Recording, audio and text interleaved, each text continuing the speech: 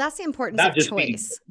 Yeah, Yeah. Even the SNAP program, which people may know as food stamps, but, you know, yeah, keeping the ability to have choice of what you're purchasing, within that food realm is important for people to be able to go in and get what they need when they need it. And so that's just a really great way to help, with that dignity.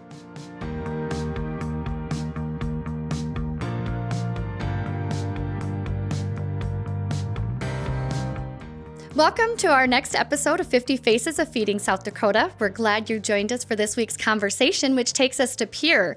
We are meeting with Corwin with Pierre Area Referral Service to talk about all the work that they're doing in that community and the ways in which the partnership with Feeding South Dakota is helping support fighting hunger in Pierre. Corwin, thanks for joining us. hi, Stacy. Good to be So, here. well, you and I have tried several times to get Yeah, this podcast to go and ending up on Zoom, which is too bad because we had some really great conversation. If only I would have known how to record it. I But, believe your last email was called Take Five. it was. It was. So thank you for that as we learn how to do all of this. But why don't you start by introducing yourself and tell us a little bit about what you do at PARS? Sure. I'm Corwin Jones. I am the executive director of Peer Area Referral Service. Um, Basically, I am here to serve people in need. We have the food pantry for Hughes and Stanley County, as well as emergency services as part of our connection with the Salvation Army Extension Agency.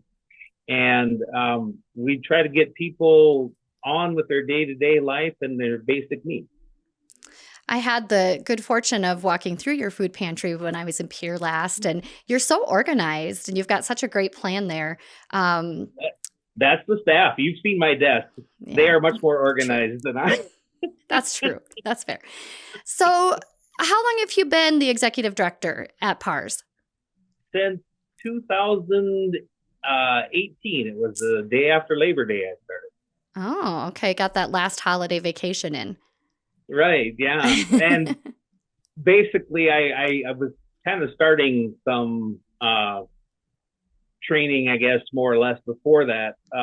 There was things coming due as far as budget requests, and so I had Mm. attended some of those prior to even actually receiving a paycheck with PARS. But um, it it's been a journey.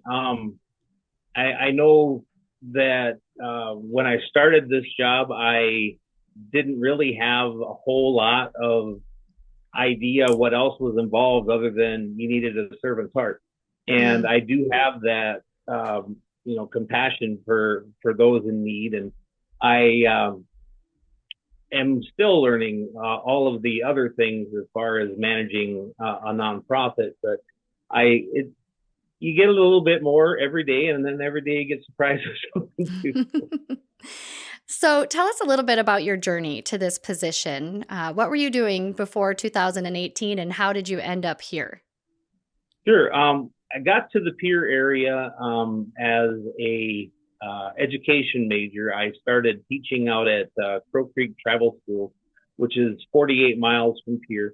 So that was one way every day, and then 48 miles back to Pierre. So the first 10 years I lived here, I just slept in Pierre. I didn't really know much of the community. My children came along after a few years in Pierre in 2000. So started to meet more people through their activities after they turned 5, 6. Mhm. Actually in Pierre, hockey's kind of big, and my daughter wanted to play hockey when she was about 3 years old, but we got as far Wow. as the skating. Oh, and then the interest faded. Yeah, She didn't yeah. What? transition to a figure skater after that, like loved the No, skating. no. Oh, She okay. was Okay. Just just checking. happy she didn't fall every time she went out Yes, there I after am that. too when I'm on the ice. So, yeah. And it's good to know how to skate in Pierre because we do have ice and we do have wind. So Mhm. Mhm. Yep. hopefully she will be well prepared. But from there, I probably I don't know how long I would have been teaching out at Crow Creek, except that one year the tribe ran out of money in Mm. April, and the speech we were given by tribal leaders was that we know that you didn't come here to be wealthy. You came here because you love kids, Mm. and so we'll pay you when we can. And that turned out to be June, and so Oh, April through June, we lived off our credit cards. Took 2 years to pay off the credit card debt, but wow. after we did receive the paychecks from that time, my wife said, please find something in Pierre. And from there, I did Walmart overnight deli. I worked payday loans, which I absolutely hated. I I think I told you before. I felt like Mr. Incredible in the movie The Incredibles when he was talking to his boss when he says, "How come you're so savvy? How come our people are so savvy about the insurance agency?"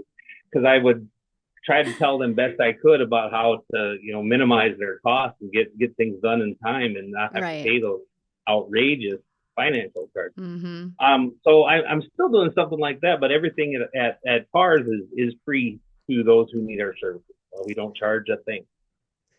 But we can only do some things so often. A lot of times it's people just in need of a one-time emergency if they happen to be stranded in here. But we have, before I go into that too much, so after that, it was my experience with Per Group, which is it's really only half a block from where we're at now. I'm back on the same block again. We have it was an outsourcing type of company where we would fill in for state workers and a lot of evenings, a lot of overnight, a lot of weekends. But like Department of Social Services, I worked out at the women's prison in Pheasant Land Industries with the data encoders as a supervisor. I was head of the call center for the it was the BRFSS, or we call it the BARPS. It was the Behavioral Risk Factor Surveillance System. And that's the CDC study that's done through every state every year to kind of determine what trends are in medical types of things and just overall health of the country. So it was kind of an important deal, but it all of that gave me a lot of insight in a lot of different areas, and Yeah, I you've believe, definitely came well rounded. yeah, I continue to be educated, and so a lot of what I do now pulls from all of that. Sure. Well, let's talk a little bit about the landscape of hunger in Pierre. Tell me a little bit about what food insecurity looks like for individuals in your area. Well, we have the backpack program that we do for the elementary schools in the Hmm. Fort Pierre area, and just those children alone, we do approximately 400 children every week throughout the school, and that just gives you an idea of um, what it's like if the kids may not be getting a weekend meal, what it could be like for families. We probably Hmm. see 70 families a week or excuse me, a month in our food pantry, and those that our policy here is once every 31 days you can come visit, no more often than that. And if someone happens to come back, we do make sure we refer them to churches in town that have local meals. There's one in Pierre, one in Fort Pierre, and the Feeding South Dakota Mobile Food Pantry is a great assistance. That comes once a month here as well. So I've been at the Pier Mobile a couple of times, and it has always floored me a little bit about the length of the line. It seems Yeah. to be a line of cars that just you don't see the end. Even when the distribution gets started, I'm always thinking, where's the end? Um, so what do you think are some contributing factors to that food insecurity right there in Pier? other than the fact that you're in the middle of the state, which brings its own challenges. But what are some other factors that are, as you've talked with people and worked with people to change your situations? Um, I don't really know if it's our location. Um, you know, we don't have a lot of choices as far as what we can get for food, being about 3 hours from any other major shopping area. So we're kind of limited to what is here. We do see a lot of part of what we do in our um, helping people with their food insecurity is we do an intake every time, and we ask people what they're spending their money on and how much Mm-hmm. money they have coming in. Mm-hmm. Try to help people get on different programs if not, and a lot of that awareness is not there, and people can get that through us too. But it a lot of I know we spoke about it last time, but there we hate to say COVID, but it seems like there was a lot of things that came out of that. We had people that came to Yeah. see us before COVID, but after some of the money ran out, or all of the money ran out Mm-hmm. with different programs, it was difficult to reorient Yeah. and get back on people's feet again. And also, we have a lot of first timers that were coming through because Mm-hmm.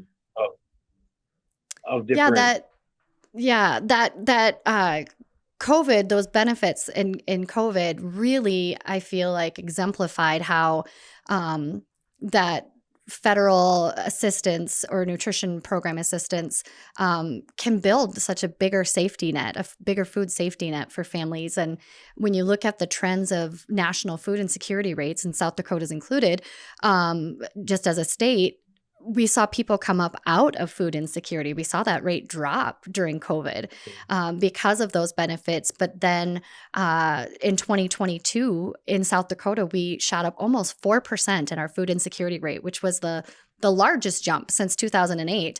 And that's because a lot of those benefits had expired. And at the same time, cost had gone up. And so people, to your point, new people who had never used programs before or found themselves in this situation, started needing that food access. And we've seen it in our programs as well. A lot of our clients are low income. Mm. There's we Job service was right next door to us here, and they've since moved down the street. They've kind of moved, changed the way they did their service, and we were fortunate enough to be able to say, okay, if you need a job, head next door and see what they can set you up with. Mm-hmm. It's no longer done that way, where it's a face-to-face sort of thing. Sure. And I may not have this totally right, but if you call an office number of any job service in South Dakota, you'll get one of them. It might not be the local, and Oh. most of the time you're directed to online types of things in order to apply for your job. Mm-hmm. And we don't always have people that have access to computers or Right. phones or different types of technology.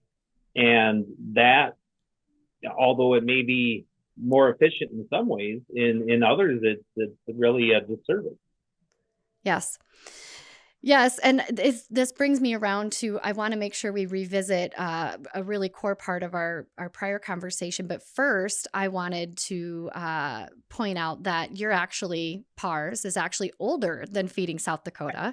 So Yeah. we are acknowledging our 50th anniversary this year. But how many years has PARS been doing this work?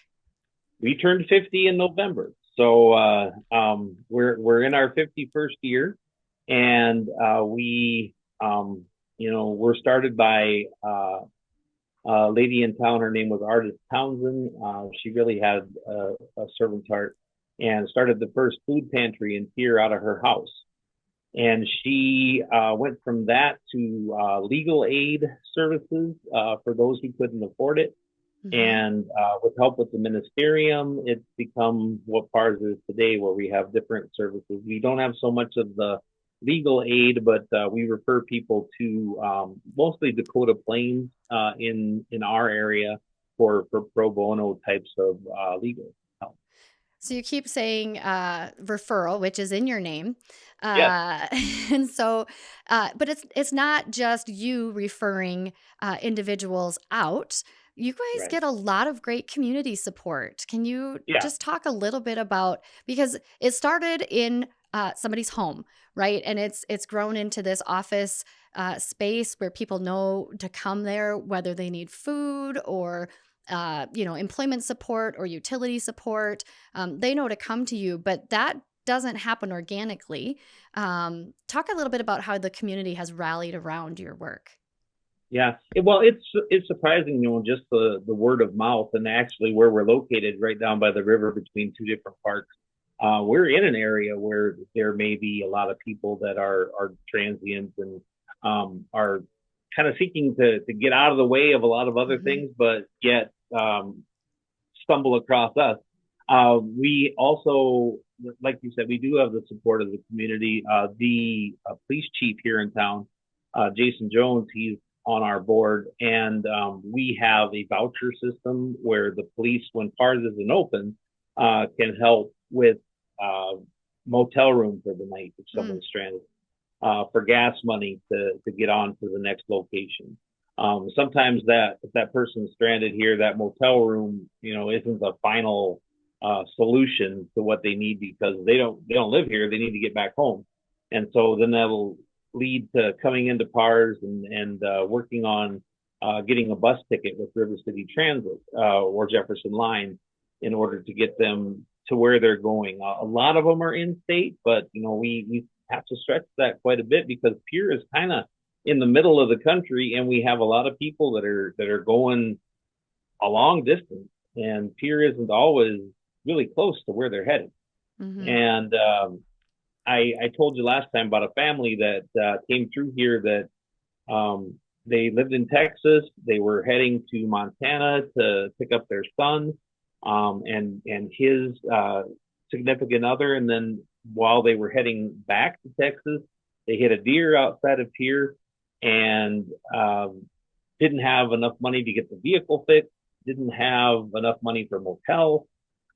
So through the help of the local police department, they referred them to us after their vehicle accident, and we were able to get them a motel room. We were actually able to get them on a bus and back to Texas, where they could get another vehicle and give it another try to get that vehicle fixed when they had money and get that vehicle home. They also had a dog with them, and Jefferson Lines actually talked me through how to get that pet back home with them, and we had to purchase a pet carrier for that well-behaved animal. And not every dog can make it on the bus. Yeah, I've been on an airplane with a few animals, so yeah, So So yeah, it sounds to me like almost every person or every family that comes in for support through your organization is really getting uh, individualized treatment for the referrals yeah, that they need and uh, access to what they need right away with the support to maybe impact or change the trajectory of life for them. mm-hmm. But it also really sounds like you sometimes have to expand what you do. Yeah. Each case is different. Rather than tell if someone comes in and asks what do you do, what kind of help can I get from you, we'll lead with well, what do you need, Mm, and we'll talk about their situation. mm. Unfortunately, if one was to say all the ways you could help, that might be, oh yeah, yeah, Yeah, there I'll take are, that too. oh, that Yeah, would be good. I yeah, yeah, yeah. and Like when the dessert cart comes by and you can see all right, the can I options, you'll have take all one of those? everything. So we truly do seek to find what is a need at that time. Hmm. A lot of our things are band-aids, but Mm, if things are well budgeted, if like if that focus is there, we're hoping to be a safety net, not a hammer. Mm. We don't want people to get super comfortable with using our services because we know that we have capable people that Mm-hmm. that come in and like you said before, you just get hit with a curveball Mm-hmm. and sometimes need to move onward and get stuck. Yeah, and we talked with Scott Jones a couple Yeah, episodes ago, who is not related to you. I think we have to like point that out, right? There's a lot of Joneses in Pierre, but you're not all yeah, related. yeah, But Scott talked a lot about how the distribution center in Pierre was started because there was this identifier that there was a need to provide food and a service in the community, and so a group of individuals came together to assess that, and that led to partnership with Feeding South Dakota and our distribution center that now serves the center portion of the state. And what has really resonated with me is that Pierre is really a close knit community with. You talked about having a servant's heart. It seems like that is the community because when anybody that I've talked to says, "Here's a need, let's solution it," your community comes together to say, "Well, we know PARS is doing this over here, but how can we help them do that? How can we help them serve people in all the unique and different ways that they need to do that?" And I want to talk a little bit about how you get food, and because that also is part of your community puzzle. So, as a community partner of Feeding South Dakota, you have access to the food we are able to source through your agency menu, but you have a unique way that you stock your pantry. Do you want to talk a little bit about that? yeah. And this is through Feeding South Dakota, and a lot of it was because of um, we have a big area here that you service, and so Mhm. you need a lot of trucks to be able to get out and get everything done. And when all those trucks are in different communities, um, sometimes places like PARS can help get some of that retail food. And Mhm. so we were approached by Feeding South Dakota, and through a connection with Walmart, we can get their overstock sort of things that would have been probably tossed out if they didn't have someone to be able to rescue that food. And we have had a wonderful partnership with Walmart here in town. I think we were getting close to 60 pickups of food that we've done with them, Wow. um, and to keep our freezers full of meat, Mm. bread, different Mhm. pastries, a lot of different canned things. Walmart even gets us pet food every now and then Oh. and those we have people that come through here that Yep. have their dog or cat and don't have a way to feed them as well, and that they're part of the family. Mhm. And Yeah. like kitty litter, I mean Mhm. things that are not necessarily edible, but still a whole part of keeping that family unit strong. Yeah, And and yeah, go ahead, sorry.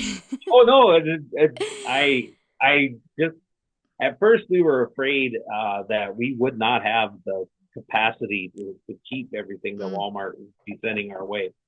We were told that possibly it could be whatever they have, you're going to have to take it. Well, that's not Mm. necessarily the case. I mean, we can talk to the people at Walmart, and we don't necessarily get we can stop from getting Fourth of July decorations and things like Right, right. that. Yeah, we see an influx of, like, candy after Easter because Yeah, retailers are now pulling that off their shelf, and it's not yeah, necessarily what we're looking for, yeah, because and we we want some of that.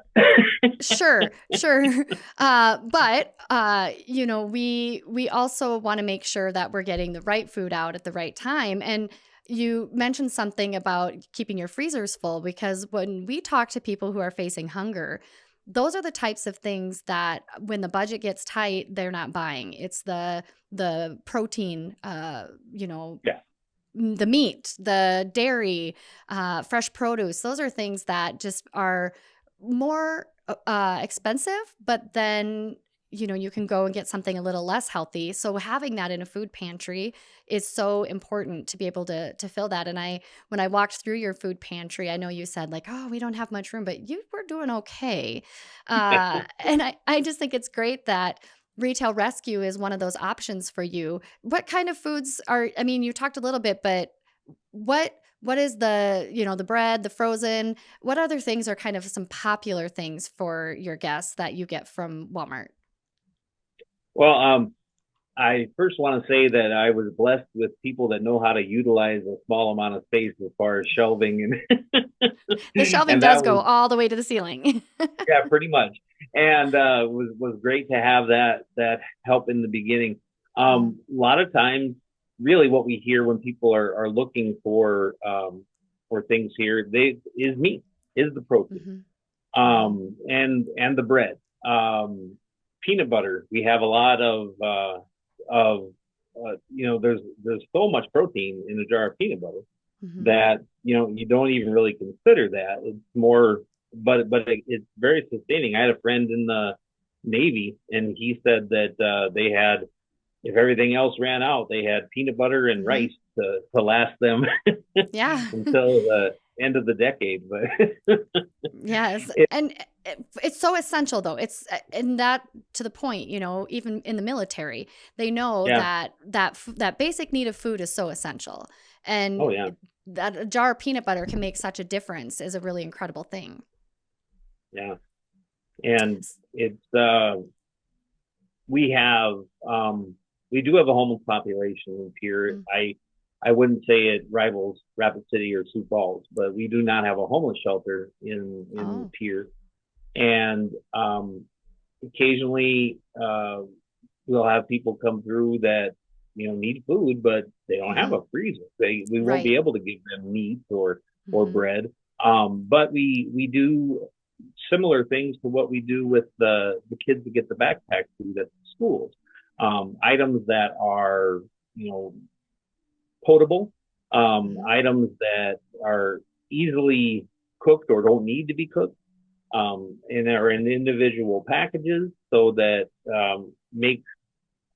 makes that sort of thing a lot more accessible. Cans with pop tops, Yep. or sometimes we'll supply can openers if we happen to If you get have to them. that. Yeah, Yeah. um, but it's keeping all that in mind, and not everyone has the same needs. I mean, Hmm. sometimes we um, we've been in situations before where someone is low on food, but has really specific dietary needs. And with sometimes we will purchase gift cards at Dakota Mart or Walmart, where someone can get those items more readily. But um, Yeah. people, as long as the food is not opened, as long as it's not expired, we'll take a lot of everything, and it's surprising at times what we will have on hand that can meet those dietary needs of others, and walk them through the pantry and say, "Can you eat this?" Yes. Right. And yeah, and if we find that we're stuck, then sometimes Hmm. we try to go that extra mile And and make sure that we're that's the importance not of just feeding. choice. Yeah, Yeah. Even the SNAP program, which people may know as food stamps, but, you know, yeah, keeping the ability to have choice of what you're purchasing, within that food realm is important for people to be able to go in and get what they need when they need it. And so that's just a really great way to help. With that dignity and serve in a different way than our mobile distribution, which is a pre-packaged box of food, followed by a food pantry, which has a little bit more choice, and then being able to just go into the grocery store and shop is a really, really nice option. Well, I thank you for giving me a fifth time to have this conversation. Um, this will be the one. this is it. If this does not make it on air, I don't know what we're going to do. But I It'd have. be my pleasure to speak with you again if it doesn't. I learn something new every time, so that's good. But I do have one question for you, and that is if South Dakota were a fruit or a vegetable, what would it be and why? South Dakota or Pure Area Referral. Well, let's do Pierre area referral service. Because I think of our pantry, our peer area referral service. A lot of people think of us as a pantry, but we're also the Salvation Army Extension Agency. We work so closely with the community. We have different programs to help all sorts of walks of life. I think of us as an onion. I'll go As an Shrek. onion. Yes, and because of the layers. The layer, that was Shrek's quote. Ogres are That was onions because we have many layers. yes, many layers. And of course, Donkey's response is probably better. But what about parfaits? People like parfaits. It's not a vegetable. It's not a vegetable. You were not given that parameter, so you had to go with an onion. Yeah. But I think your justification is very, very good. So Yeah. thank you, everybody, for joining us for today's conversation on 50 Faces of Feeding South Dakota. I hope you enjoyed learning more about the landscape of hunger in Pierre and the incredible work that our community partner Pierre Area Referral Service is doing to fight hunger right within their community. Join us next week for our next conversation. Thanks.